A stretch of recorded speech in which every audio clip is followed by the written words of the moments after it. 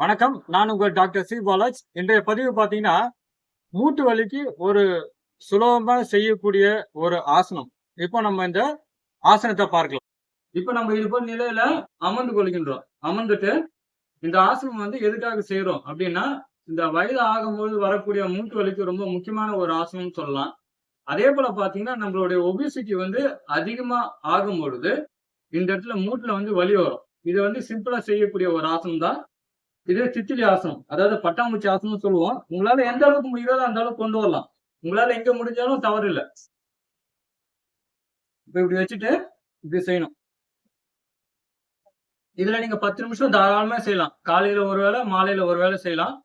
இது ஆசனத்திற்கு நடுவுல செய்யக்கூடிய ஒரு விஷயம் சொல்லலாம். அதாவது கால்களுக்கு ஓய்வு தரக்கூடிய ஒரு மிக சிறந்த ஒரு ஆசனம்.